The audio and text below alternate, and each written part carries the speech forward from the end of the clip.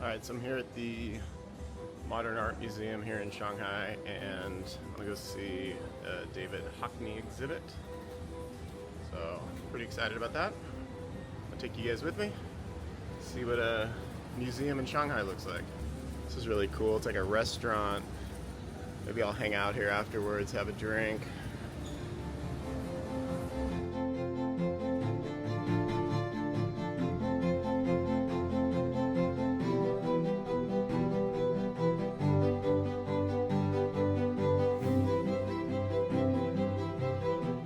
Tell me there'd be so many stairs.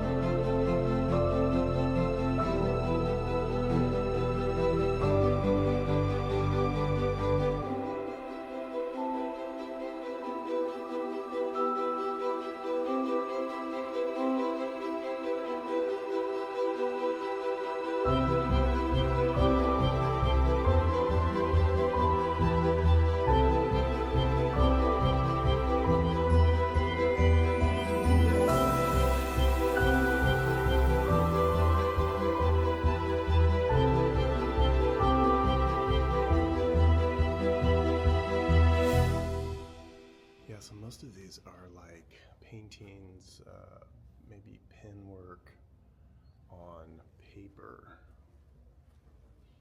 So no big canvases. Really cool though. Some of the detail, like the fine detail on the pen, with the pen work. Oh, here are some of his really famous ones of his pool from, I believe, Santa Monica. You can see the diving board there, just in different shades of blue. Let's see. It doesn't say where it was painted, but I think these are from when he was living in Santa Monica.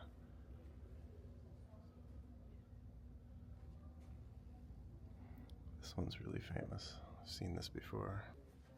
Oh, I really like this one. It's called Mist. You can see that up there. And it's like palm trees through the mist. I'm assuming again when he used to live in Los Angeles. And the mist is done just like these like dots. See like the dots and swirls. Really cool. I feel like I have the place all to myself. There's only a few people here. It's really cool though. I love art in general. I mean, I'm not an artist as far as like painting and stuff like that. But I'm always fascinated by people who can do this and do it well and do it to world renown. It's pretty impressive. Let's see what's in here. It looks like Picasso over here.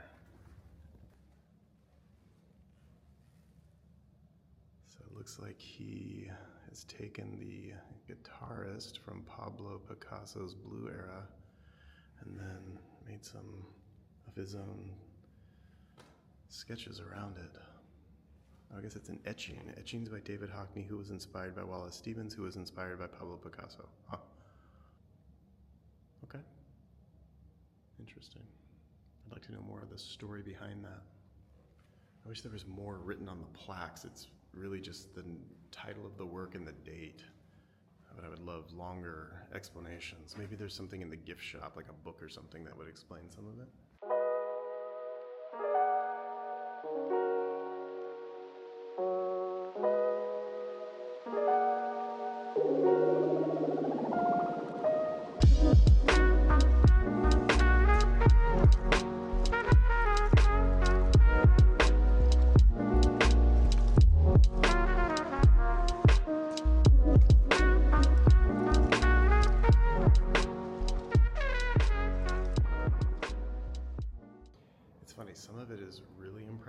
and then some of it looks like a kindergartner did it. And I'm not an art critic. I don't know anything about art other than what I like and what I don't like. But like this one here, as an example, looks like some kid sketched it. Now, I'm sure some art historian teacher will tell me how I'm completely wrong.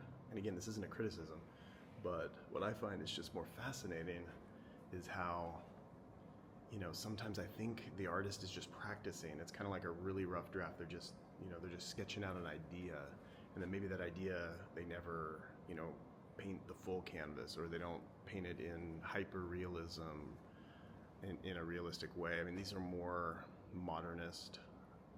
I wouldn't call it expressionist or anything like that, because some of it is very detailed, but more of like a modernist, postmodern. I don't know. I'm not an art critic. I don't know what I'm talking about. But anyhow, I just find it fascinating. Some of it's amazing, and then some of it is like, huh, I could have drawn that on a napkin.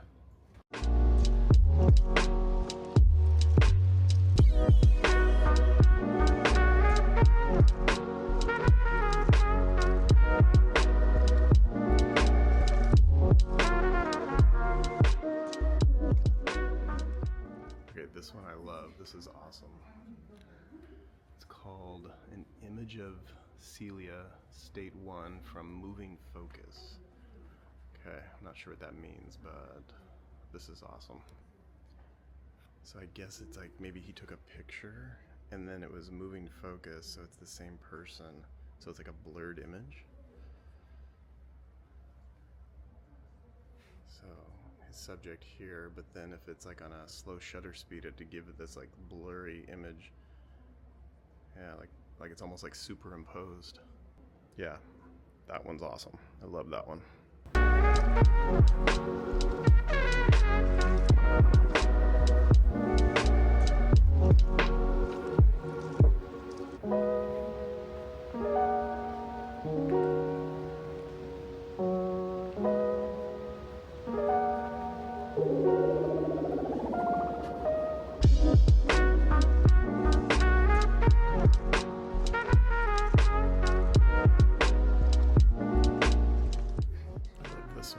This one's beautiful. This one's nice too. I love the open circle that creates kind of depth, as if you're being sucked into the painting.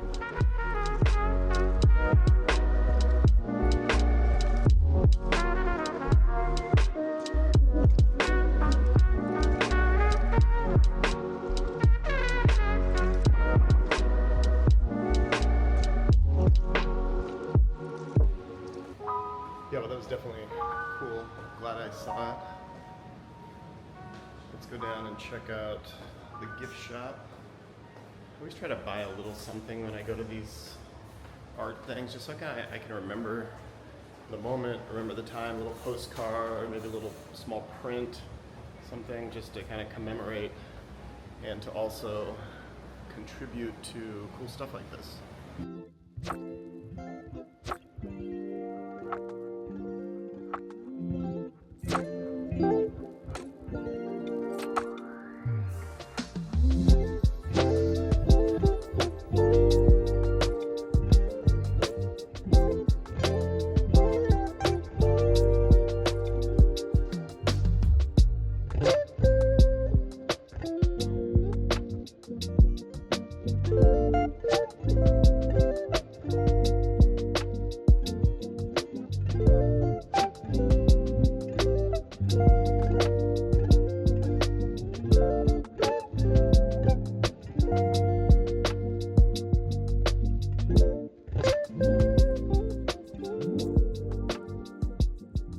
Yeah, I love going and seeing art like that.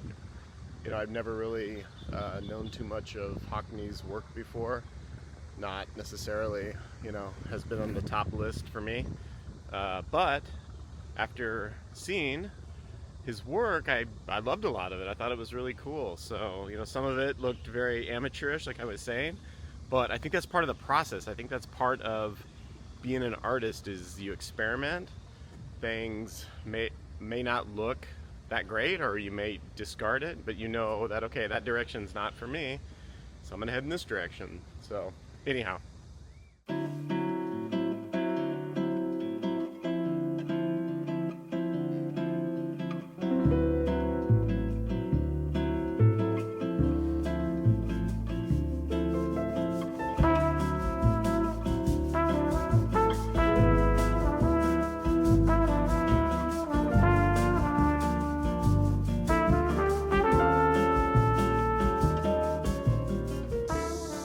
Even though I'm not a visual artist necessarily, like painter, drawer, sketch artist, something like that, I still recommend, so, my primary art that I like to do is writing, as if you guys have been following me for any period of time, you know that, but, where am I going? I better go this way, I don't think I can get through over there. Anyhow, but I find it super inspiring, even as a writer, to go and observe other people's art, other artists' work, even if it's not related to writing, reading books, anything like that. So that's something that I recommend, is that if you are someone who is trying to tap into your creativity, or maybe find yourself struggling with a creative routine, as we all do sometimes, then perhaps going and seeing something like an art show, taking in some other type of art, some other artist's work, might inspire you in your own art. I don't know. It's something that I've done kind of off and on. When there's something in town that I think would be interesting or beautiful, then I go check it out. Right now there is a ancient Egypt, like the treasures of ancient Egypt or something like that. I think that's the title of the show, at the art museum in People's Square, and I keep trying to get tickets, but they're sold out every single day. So luckily I think it's going to be here for like 18 months or 15 months, I think, so I'm not necessarily in a hurry, but I don't want to miss it either, because it's the largest collection of artifacts that's ever been shown outside of Egypt. So, it's got stuff from King Tut, Akhenaten, Nefertiti, various other pharaohs and tombs that they found. So, anyhow, I'm a ancient Egypt nerd. I like that kind of stuff, so I really want to see that. And I just find the art's really incredibly beautiful. I think it was 2013 or 14, I think it was 14. The King Tut stuff was on tour, and it was in San Diego. And I got to see, the burial mask, the big famous, gold, just absolutely stunning. Beautiful, beautiful, beautiful.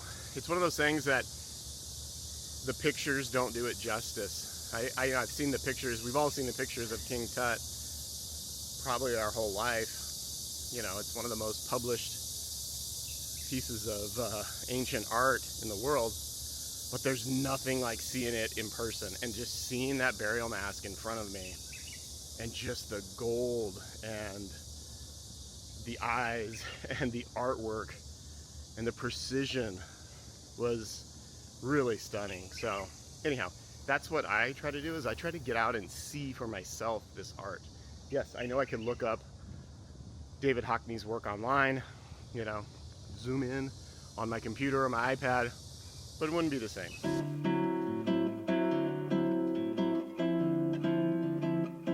All right, behind me, right here, I think it's the second largest building in the world, the Shanghai Tower, so check this thing out.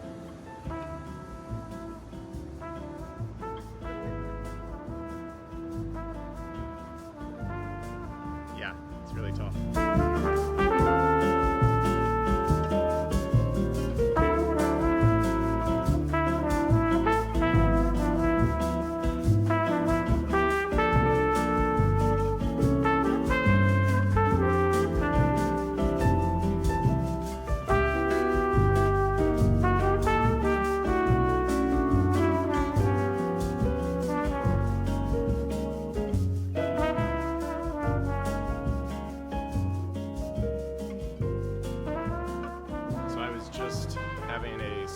night to eat, got some writing done, some creative work, and I'm sitting there in the bar in this restaurant, and the only thing that was on the TVs was a professional pickleball match game, charade, whatever you want to call it.